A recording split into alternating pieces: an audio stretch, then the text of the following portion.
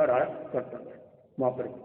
अब क्या हुआ, सुबह लोग आए, अरे ये कौन आदमी, उसको निकाला, पहचान लिया। अब उसने सोचा मुझे इस गांव में नहीं रहना चाहिए, क्योंकि फिर घर वाली मिलेगी, फिर मारेगी मुझे। कई बार आदमी के मन में बात बढ़ जाती है। एक आदमी का एक्सीडेंट हो गया, वो ठीक हो गया, डॉक्टर ने कहा अब तुम जा सकते हो। बोले डॉक्टर साहब मुझको मत भेजिए। अरे तुम ठीक हो गए, जाओ ना घर पर। बोले मत भेजिए। क्यों? डॉक्टर साहब जिस गाड़ी से एक्सीडेंट हुआ था उसके पीछे लिखा था अच्छा फिर मिलेंगे, वो मुझे फिर मारेंगे। कई बार मन में बात जड़ जाती। तो ऐसे घूमते घूमते योग की बात है, घर वाली की जब एक आदमी की भावना बदलती है, आप प्रयोग करना। आपका मानो किसी के साथ में अनबन है, आप बिना मन से, उसको कहने की जरूरत नहीं, आप उसके प्रति अपने मन में अच्छी भावना लाओ और आप देखोगे 3 दिन बाद उसके मन में भी आपके प्रति अच्छी भावना आ जाएगी। तो उस घरवाली के मन में आया, ओहो मेरा पति अगर मर गया पता नहीं क्या हुआ, मैं तो, और योग की बात थी, मरा नहीं था, मिल गया वो। फिर जो खमत खाना किया, जो भी इस तरह से रहा। अब वो घर वाले ने सोचा मुझे भी कुछ कमाना चाहिए, मुझे भी कमाना चाहिए, मैं ऐसे बैठता हूँ कब तक चलेगा। कमाना शुरू किया, पैसा आने लग गया, बच्चे आने लग गए, बच्चे आने लग गए, आराम से जीवन बहुत बड़ा धनी सेठ बन गया वो। और एक बार की बात, ये मैं बता रहा हूँ, मर्म की बात नहीं बताना चाहिए। वो बच्चा बड़ा हुआ, बच्चे को ने पूछा पापा जी आपका जीवन कैसा रहा? अरे तुमको क्या करना, नहीं बताओ, जीवन में कोई कठिनाई आई हो? मैं भी कठिनाई तो मैं अपनी सावधानी रखूँ कि जीवन में कठिनाई नहीं आना चाहिए।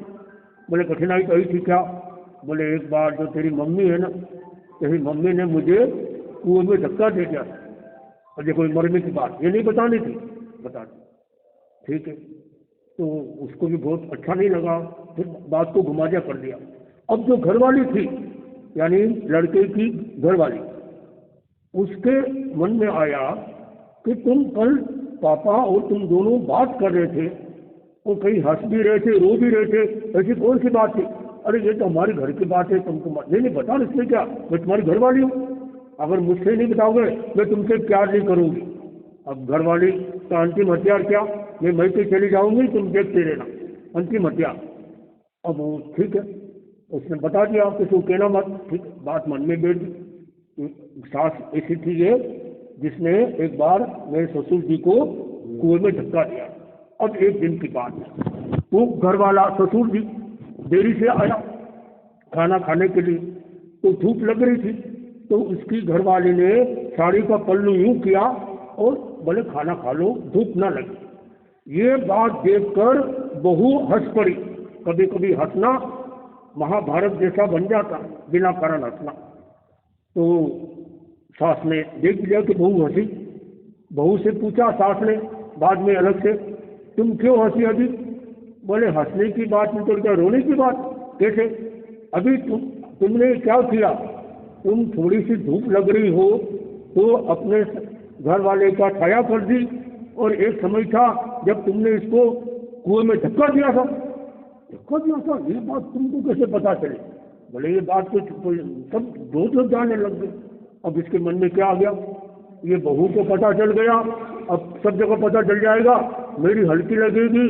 वो मतलब आवेश में आकर ऊपर गई और उसने फांसी का फंदा लगा के आत्महत्या कर।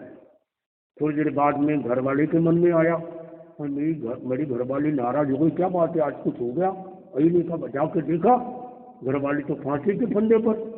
अब पत्नी चले गई, अब मेरे जीने में क्या फायदा? लोग मुझे क्या कहेंगे कि इसके कारण इन्होंने बात बताई थी, बात तो ओपन होगी, और उसने भी फांसी लगा दी। इसके बाद में बहू ने देखा आज सास भी ऊपर गई, ससुर जी भी ऊपर गए, ये क्या प्लान बना रहे, आवाज भी नहीं आ रही है।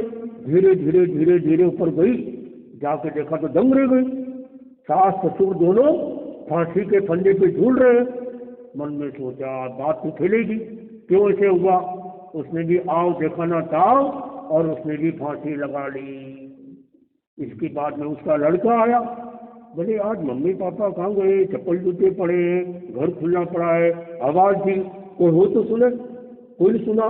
धीरे धीरे गई, जाके देखा दम रह गया कि पापा जी गए, मम्मी जी गई, घरवाली भी गई।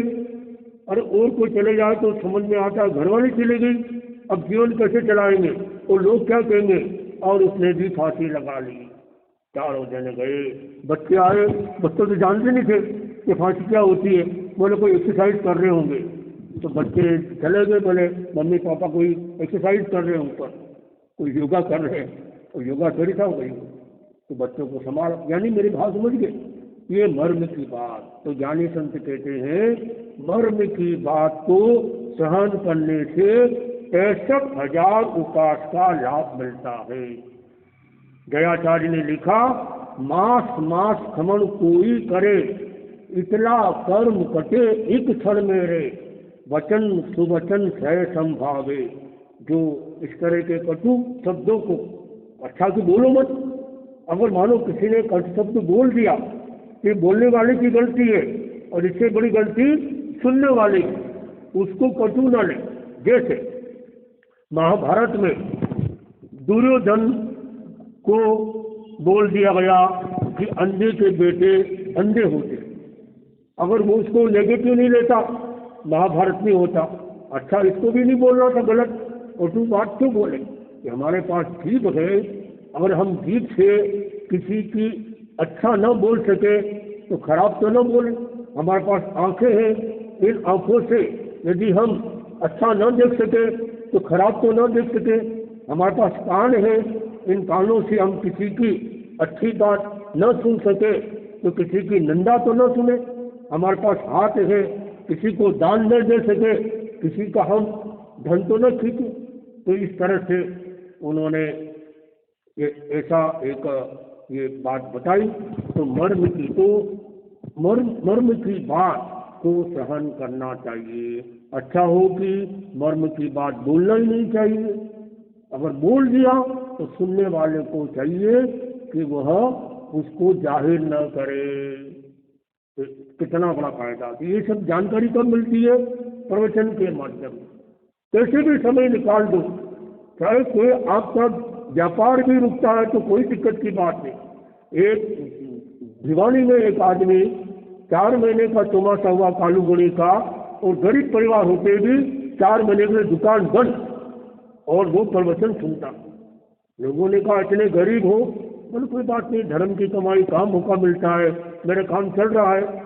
वो आप मानेंगे नहीं, 4 महीने के बाद जो कमाई 4 महीने में होनी चाहिए थी, वो कमाई 1 दिन में हो गई। कैसे? जितना भी सामान रखा था सबका भाव बढ़ गया।